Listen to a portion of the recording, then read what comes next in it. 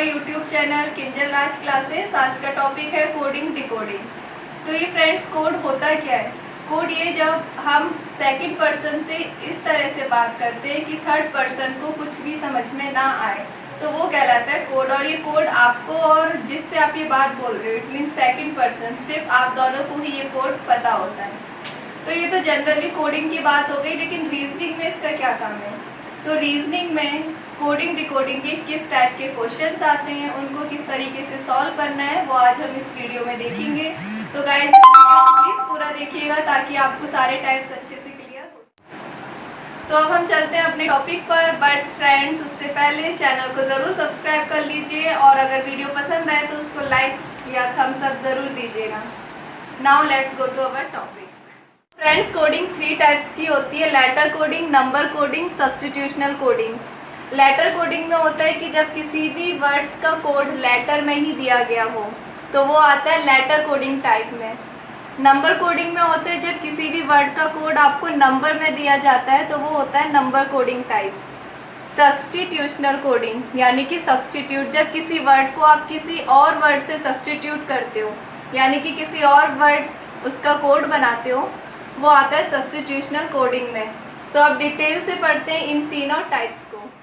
Letter coding की हम बात करें तो इसमें हमने एग्जांपल लिया है। ये इसमें देखिए आपको वर्ड दिया हुआ है टीचर और उसका आपको कोड नीचे लिख दिया है। तो कोड देखिए हमें किस में मिल रहा है? लेटर्स में। तो ये कौन सा टाइप हुआ? लेटर कोडिंग, जब किसी भी वर्ड्स का कोड आपको किस में दिया जाता है? वर्ड्स में ही। अब आपको इस क्वेश्चन के अकॉर्डिंग टीचर है, टीचर का कोड आपको दे दिया है और आपसे किसका पूछा है? चिल्ड्रन का। तो फ्रेंड्स, इस कोड को डिकोड करने के लिए सबसे पहले हम कुछ पैटर्न सीखते हैं। तो पैटर्न ये है, अगर आप मान लीजिए कि आपको जो वर्ड दिया गया है उसमें 5 लेटर्स हैं, हम उन 5 लेटर्स को 5 डॉट्स में डिनोट कर लेते हैं, तो जो उसका कोड होगा वो भी ऑफ कोर्स 5 लेटर्स में या 5 नंबर्स में ही होगा।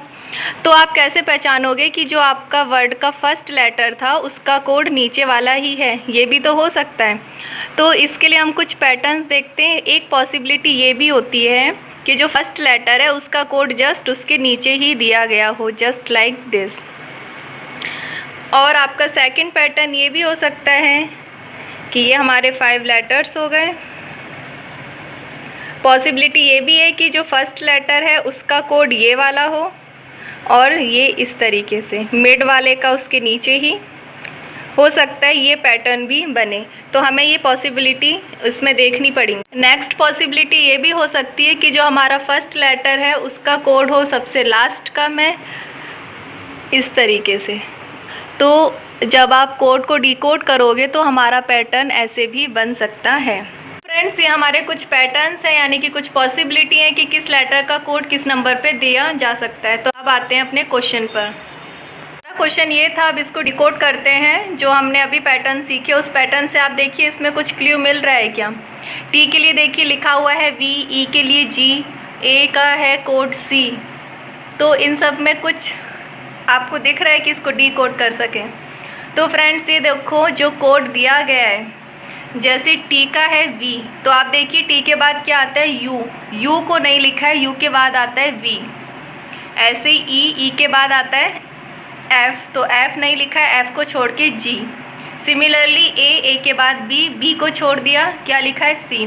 तो यहाँ पे आप देख रहे हैं कि जो ऊपर लेटर्स दिए गए हैं उसका जो नेक्स्ट लेटर है उसको स्किप करके आगे का लेटर लिखा गया है।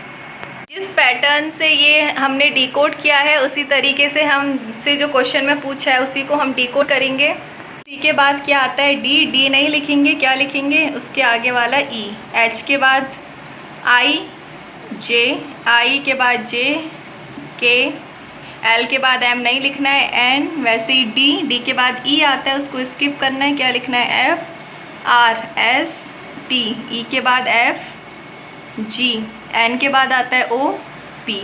तो इसमें ये देखिए हमने इसको डिकोड कर लिया है। तो इसमें क्या था पैटर्न कि जो ऊपर वाले लेटर्स हैं उनका कोड सामने ही दिया गया था, आपको एक लेटर स्किप करके कोड में लिखना था। तो ये हमारा क्वेश्चन सॉल्व हो गया है। देखो अब नेक्स्ट क्वेश्चन हमारा है ये, इसमें चेयर का कोड दिया है, अबव का कोड दिया है, एवरी का कोड निकालना है। तो हम एवरी का कोड तभी निकाल सकते हैं जब हमें ये पता हो कि ये दोनों कोड किस बेसिस पर दिए गए हैं। अगर आपने मेरी लास्ट वीडियो देखी होगी तो आप पहचान गए होंगे कि इसके कोड में देखिए अपोजिट्स यूज़ हो रहे हैं। सी का अपोजिट क्या होता है? X, cracks. एच का अपोजिट क्या था? High school, H S. A का opposite Z, I R, Indian railway. तो देखो इसमें क्या यूज़ हो रहा है? अपोजिट। देखते हैं कि सेकंड पार्ट में भी अपोजिट्स यूज़ हो रहे हैं। ए का अपोजिट क्या होता है? जेड। बी का क्या था? बॉय, यानी कि वाई। एल ओ, ये भी अपोजिट्स होते हैं। ई वी क्या था? इवन, अपोजिट, जो हमने लास्ट वीडियो में लर्न किए थे। तो देखो फ्रेंड्स, उस ट्रिक के साथ आज हमने कितना ईजिली इसको डिकोड कर लिया है। इट मीन्स जो हमारा क्वेश्चन एवरी पूछा गया उसमें भी हम क्या करेंगे? अपोजिट। तो ई का अपोजिट क्या होता है? वी। वी का अपोजिट ई। ई का अपोजिट वी। आर का क्या था? इंडियन रेलवे, यानी कि आई। वाई का क्या था? Boy, it means B. तो अगर आपने उस मेरी लास्ट वीडियो को ढंग से देखा होगा तो ऑफकोर्स आप इन कोड को ईज़िली डिकोड कर सकते हैं। देखिए क्वेश्चन कितना ईजिली सॉल्व हो गया। तो फ्रेंड्स, हमारा नेक्स्ट टाइप है नंबर कोडिंग। इसमें आप देखिए कि जो आपको वर्ड दिए हैं सिस्टर, अंकल, उसमें आपको कोड किस में लिखा हुआ है? नंबर्स में। तो इस टाइप के कोड कहलाते हैं नंबर कोडिंग, कि जब किसी भी वर्ड का कोड नंबर्स में दिया जाए। तो हमने फर्स्ट एग्जांपल लिया है ये, इसमें आप देखिए सिस्टर का कोड दे रखा है, अंकल का कोड दे रखा है और आपको नियर का कोड फाइंड आउट करना है। तो हम इसका कोड तभी फाइंड आउट कर सकते हैं जब इसको हम डिकोड करेंगे कि इट मीन्स किस बेसिस पे हमने इनको नंबर्स दिए गए। तो सबसे पहले तो देखेंगे कहीं इनके अल्फ़ाबेटिक नंबर तो नहीं लिखे हुए हैं। तो एस देखो, एस किस नंबर पर आता है? 19, बट कोड में क्या लिखा है? 5, यानी कि यहीं से पता चलता है कि अल्फ़ाबेटिक नंबर्स नहीं है। तो देखो एस यहाँ 2 बार आ रहा है और दोनों का कोड क्या दिया है? 5। ओके, अब इन दोनों वर्ड्स में कोई सिर्फ एक लेटर कॉमन है, हम उसको देखते हैं ई। तो यहाँ भी ई का कोड क्या है? 0। यहाँ भी ई का कोड क्या है? 0। यानी कि यहाँ पे लेटर्स के नंबर्स फिक्स किए हुए हैं कि अगर ये लेटर है तो उसको कोड हम ये देंगे। तो इसी बेसिस पर हम नीर का कोड फाइंड आउट करते हैं। तो आप देखिए एन कहाँ आ रहा है? एन इस वर्ड में आ रहा है और एन का कोड क्या है? 8। तो आप भी एन के लिए क्या लिख देंगे? 8। नेक्स्ट है ई। अब आप देखिए ई के लिए कोड क्या है? 0। तो आप भी जहाँ ई है ई की प्लेस पर क्या लिखेंगे? 0। नेक्स्ट है आर। आर के लिए क्या कोड दिया हुआ है? 1। तो यहाँ भी आर का कोड क्या हो जाएगा? 1। और इसी तरह नीर का कोड हमने फाइंड आउट कर लिया। नाउ फ्रेंड्स, अब हमारा नेक्स्ट टाइप है सब्स्टिट्यूशनल कोडिंग। सब्स्टिट्यूशनल कोडिंग में मैंने बताया था कि वो होता है जब आपका किसी वर्ड का कोड किसी और वर्ड से सब्स्टिट्यूट किया जाए, वो होता है सब्स्टिट्यूशनल कोडिंग। तो हमने एक एग्जांपल लिए, इस एग्जांपल में देखो आइस का कोड क्या है? हैंड। हैंड का कोड क्या है? माउथ। माउथ का कोड क्या है? ईयर। ईयर का कोड क्या है? नोज़। नोज़ का कोड टंग। और आपसे क्वेश्चन में पूछा है कि in which of the following would a person hear. ये तो हमें पता है कि जो पर्सन है वो ईयर से सुनते हैं, बट आपको ईयर आंसर नहीं लिखना है, ईयर का कोड लिखना है। तो ईयर का कोड क्या है? नोज़। तो हमारा आंसर क्या हो जाएगा? नोज़। यानी कि पर्सन किससे सुनते हैं? नोज़ से। तो इसमें आपको जो कोड दिए गए हैं आपको उसके अकॉर्डिंग इन क्वेश्चंस के आंसर्स देने होते हैं। किया है हमने ये, इस एग्ज़ाम्पल को बहुत अच्छे से प्रिपेयर करना है, मोस्ट इम्पोर्टेंट एग्ज़ाम्पल है ये। तो इस टाइप को अच्छे से क्लियर कीजिए। देखिए इसमें क्या करना है, आपको इसमें 3 सेंटेंस दिए गए हैं और इन तीनों सेंटेंस को कोड लैंग्वेज में लिखा हुआ है। बस अब इसी से रिलेटेड आपसे क्वेश्चंस पूछे जाते हैं। देखते हैं हमारा फर्स्ट क्वेश्चन क्या है। क्वेश्चन पूछा है what is the code of sweet. तो आप देखिए कि इन 3 सेंटेंस में स्वीट कहाँ आ रहा है। तो स्वीट आप देख रहे हैं सिर्फ सेकंड सेंटेंस में आ रहा है, बाकी फर्स्ट और थर्ड सेंटेंस में स्वीट वर्ड नहीं है। अब इस सेकंड लाइन का कोड देखिए, वो है ये। तो इसमें देखिए आपका ये जो कोड है KEE, ये सेकंड लाइन में एक ही बार आ रहा है और ये वर्ड फर्स्ट और थर्ड लाइन में भी नहीं है। इसका मतलब स्वीट का कोड क्या हो जाएगा?